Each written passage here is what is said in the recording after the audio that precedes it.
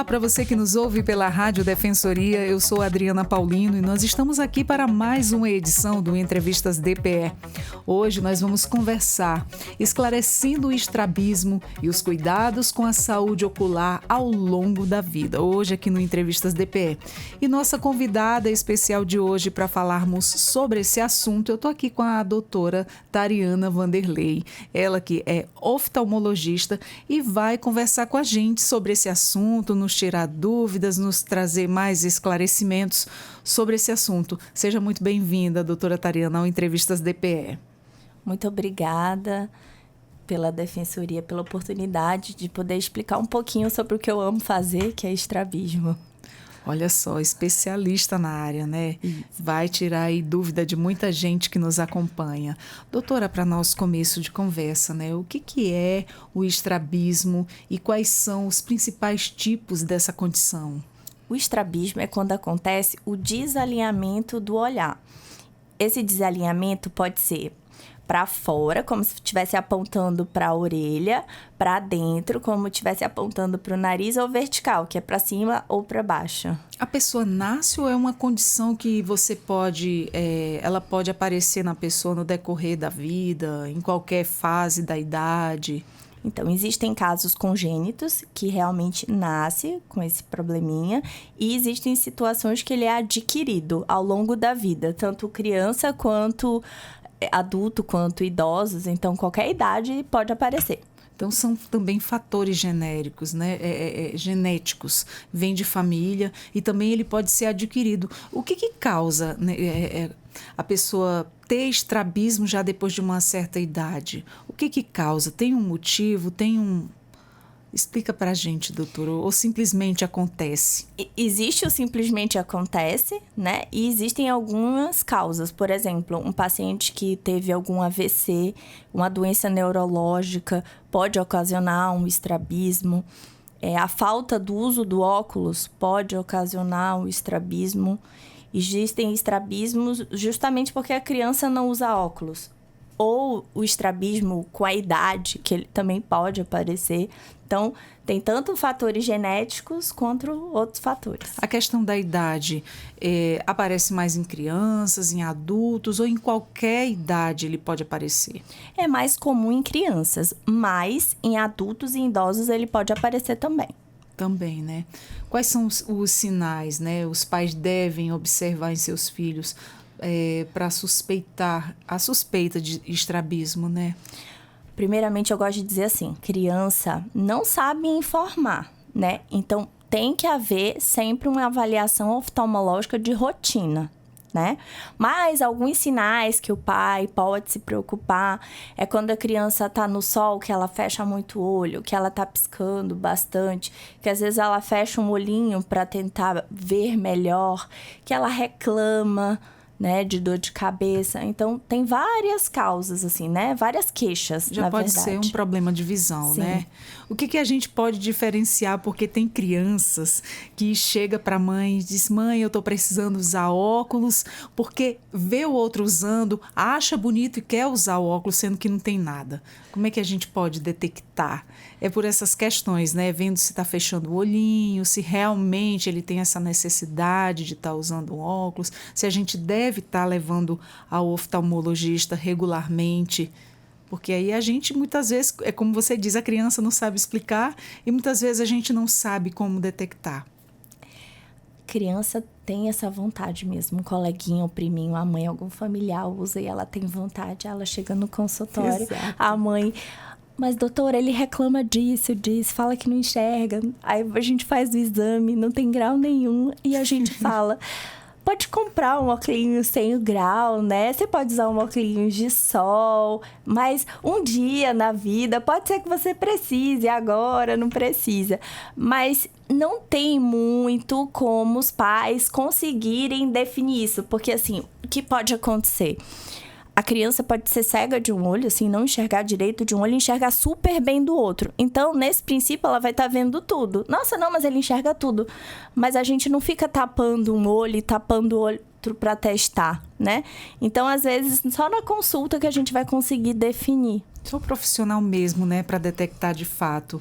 Existe aí alguma relação entre o uso excessivo de telas e o desenvolvimento do estrabismo também? Porque hoje o uso abusivo das telas, a falta de controle de muitos pais, né, prejudica a visão, né? A gente sente que quando a gente fica muito tempo na frente da tela de um computador ou na televisão, no próprio celular, a nossa vista fica um pouco turva já quando a gente está com uma certa idade. Já tem, assim, uma dificuldade, mesmo usando óculos. Então, existe o estrabismo, mas não é bem a tela que vai causar o estrabismo. A pessoa, a criança, normalmente ela vai ter uma predisposição e o abuso da tela vai ajudar aquilo a se desenvolver, né? Mas ele tem uma predisposição, não é o uso de tela que vai fazer o olhinho ficar tortinho. Mas se a criança já tiver uma predisposição, sim, ele vai ajudar isso a acontecer. Pode desenvolver outras coisas, né? Também, outros tipos de problema de visão. Sim, o uso de tela com certeza vai aumentar a evolução de miopia, né? Tanto que depois da pandemia houve um aumento muito grande na miopia. Como eu sempre oriento os pacientes, a gente está acostumando o olhinho para perto quando a gente está usando uma tela, porque a tela é uma média de 30, 40 centímetros. Aí quando vai olhar para longe, que a gente já não tá olhando mais para longe como olhava antes, né? Exato. Nosso mundinho tá mais curtinho, aí começa a ter dificuldade para longe.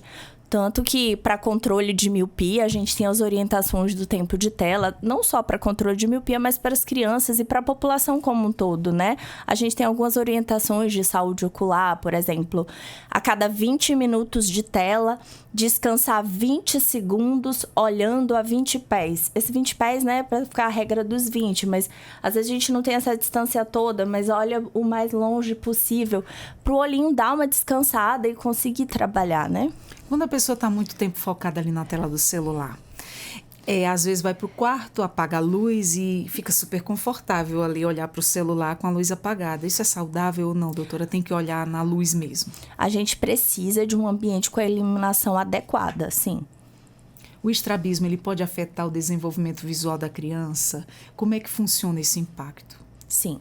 A depender do tipo de estrabismo, porque além daquele que eu expliquei para dentro, para fora, existe o estrabismo, que ele é intermitente. O que é isso? Às vezes aparece, às vezes não. Então, nossa, não, eu nem sei se o olhinho dele é torto, porque a hora está reto, a hora está torto, né? Isso é um tipo. E tem crianças que têm um estrabismo que a gente fala que ele é como se fosse fixo, assim, né? Comitante, ele tá sempre tortinho. Esse caso, que um olhinho sempre tá tortinho, pode acontecer de atrapalhar o desenvolvimento desse olho, porque quando um olhinho tá olhando para frente e o outro não tá olhando na mesma posição, para o nosso cérebro entender as imagens, para não ficar dupla, ele vai anular uma imagem, que no caso é do olhinho torto, ele vai deixar só do olhinho reto. E isso pode ocasionar o que a gente chama de ambliopia, que é o olhinho preguiçoso, que é o olhinho que não desenvolveu. Então a gente tem que tratar até uma idade, o quanto mais cedo possível, para poder corrigir isso e dar uma boa visão. Doutora, quais são as opções de tratamento disponíveis? Todos os casos precisam de cirurgia? Não, nem todos, a grande maioria sim, mas existem casos em que só o uso do óculos vai corrigir o desvio, que a gente chama de uma esotropia acomodativa. Existem desvios menores que a gente ainda não consegue corrigir. Com cirurgia, a gente passa um tipo de óculos prismado. Existe tratamento com toxina botulínica, né? Que é o famoso Botox também, né? Então, não é só cirúrgico, a grande maioria sim, mas existem outros tratamentos. O tampão ocular, ele realmente ajuda no tratamento? Como é que ele funciona? O tampão, ele não corrige o estrabismo em si. O que acontece? Como eu estava explicando, tem a questão do desenvolvimento, como o olhinho não está olhando para frente, vai atrapalhar o desenvolvimento desse olho. Então, muitas vezes o tampão é usado para ambliopia, que é essa questão do olhinho preguiçoso, para desenvolver esse olho, e para ajudar um pouco nessa fixação. Mas assim, ele não vai ser um tratamento de usar o tampão para o de ficar tortinho. Ele vai ajudar em outros benefícios. Certo. Existem exercícios ou terapias aí que ajudem, né, a corrigir o estrabismo sem necessidade de cirurgia? Existem estrabismos específicos que têm exercícios oculares para ajudar, sim, no estrabismo. Muito bom. E depois do tratamento, o estrabismo ele pode voltar? Como é que evita isso? pode. O estrabismo pode voltar sim. Eu não sabia. Pode sim voltar. Tem que fazer uma cirurgia com um profissional capacitado direitinho, né? Tem que fazer o acompanhamento oftalmológico para poder evitar que isso aconteça. Mas, independente de qualquer coisa, ele pode sim acontecer de voltar. O paciente estando bem assistido, né? Aí já é um risco a menos, porque ele está lá sendo acompanhadinho, orientado pelo profissional. E com que frequência uma criança ela deve passar por consultas oftalmológicas? Então, nas diretrizes, tanto da Sociedade Brasileira de Oftalmopediatria quanto de Pediatria, né? Existe um consenso que ao nascimento tem aquele famoso teste do olhinho, né? Que tem que ser feito. Depois, uma nova avaliação entre 6 meses e 1 aninho de vida. E depois outra avaliação entre 3 anos e 5 anos de vida, né? Então, tem esses acompanhamentos indicados pela idade. Doutora, além do estrabismo, quais são os outros problemas de visão que podem afetar as crianças? Criança pode, não é só de idoso, em catarata. Existe a catarata congênita, que a criança pode nascer com ela. Existe glaucoma de criança também. Existem algumas infecções que a criança pode adquirir, que a gente não percebe, né? Porque é dentro do olhinho. Tem tumores, né? Câncer, que pode dar no olho também. Aquela questão de a pessoa tirar foto e sai o branco do olho, aquilo ali pode ser um sinal de câncer? Sim, pode. Ficou muito conhecido, né? O retinoblastoma da filhinha do Thiago Leifert, né? Sim. Que foi justamente por isso que eles identificaram, detectada através de uma foto. Eu sempre falo, a foto, o teste do olhinho, ele funciona como uma foto. A gente pega uma luzinha que a gente tem, um aparelho, e joga essa luz no olho e vai dar um reflexo que normalmente ele tende a ser avermelhado, que reflete o fundo da retina. Quando esse reflexo não tá avermelhado, tá branco, é porque tem alguma coisa acontecendo. Errado, né? Tem algo errado. Então, é a hora da pessoa ir atrás de um profissional para ver o que é. Quais são os cuidados aí que os pais devem ter, né, com a saúde ocular dos filhos na adolescência? Controle de tela. E eu gosto muito, muito, muito de falar também estímulos a atividades ao ar livre, né? Porque antes a gente brincava na rua, né? Eu ainda sou desse tempo, né? Brincava na rua. Hoje em dia as crianças ficam mais em tela, né? Então, tem que estimular, bota para jogar futebol, bota para correr na rua. Então, tem que dosar. Eu sempre oriento assim, fica tantas horas, 2 horas na tela? Então, 2 horas de atividades ao ar livre. Né? Então, sim, isso é importante para trabalhar a visão de longe. Ter esse equilíbrio, né? Porque se deixar, a criança fica ali o dia todo. E muitas vezes tem essa questão dos pais trabalharem fora. E aí o filho fica ali em casa ou fica com alguém e a cara no celular o tempo todo. Isso é muito prejudicial, né? Às vezes vendo até o que não deve. E conteúdos que não é apropriado para a criança. E como é que as doenças, né, oculares, elas podem impactar a qualidade de vida dos idosos? As doenças oculares, assim, quando a pessoa tem uma visão comprometida, tudo pode acabar interferindo. Por exemplo, até para tirar a carteira de motorista, né? A depender da visão do idoso, ele não vai alcançar a visão necessária para conseguir dirigir, para fazer algumas atividades mais específicas, né?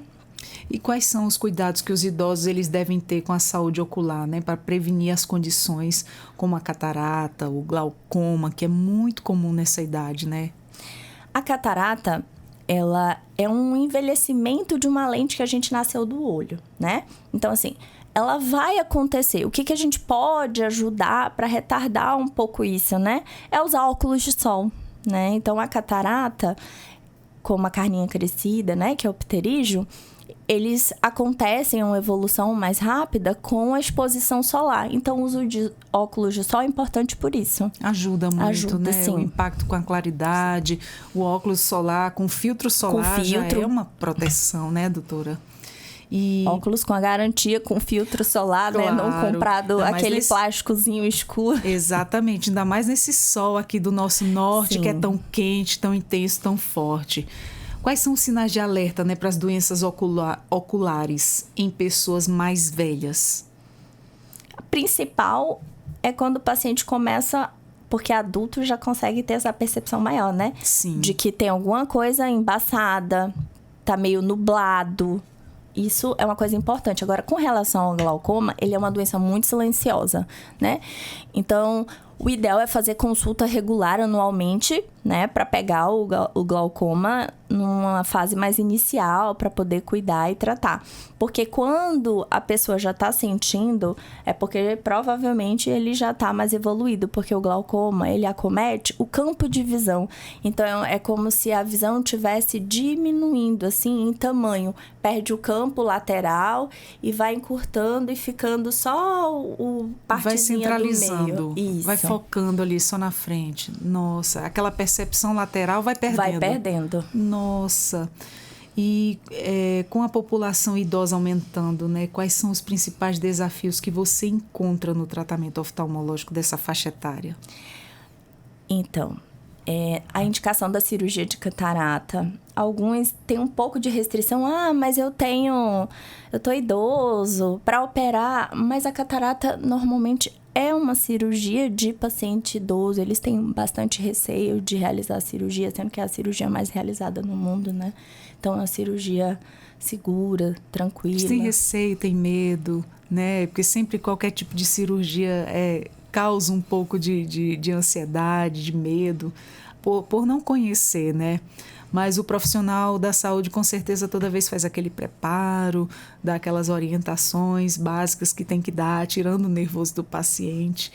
E como a tecnologia tem influenciado aí a maneira, né, como tratamos e diagnosticamos problemas oculares. Isso tem facilitado hoje em dia? O uso de tecnologias, principalmente na oftalmologia, né, para fazer exames, detecção mais precoce de algumas doenças, é muito bom isso, importantíssimo.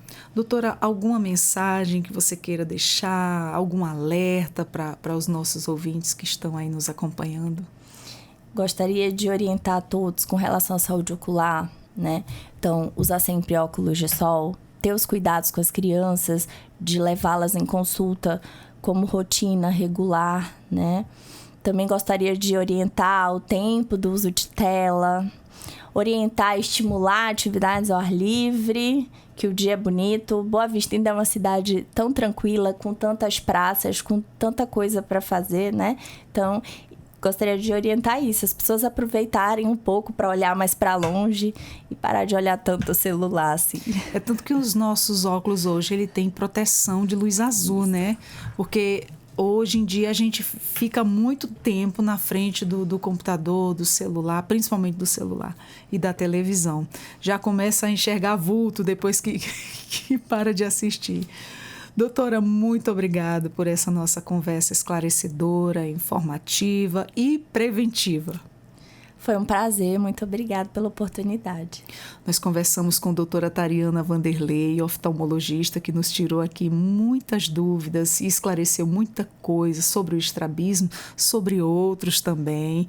A você que nos acompanhou até agora, meu muito obrigada pela companhia. Você acessa os nossos conteúdos da Rádio Defensoria no YouTube, Deezer e Spotify. E eu sou a Adriana Paulino, vou ficando por aqui com mais um Entrevistas DPE. Até a próxima. Tchau, tchau.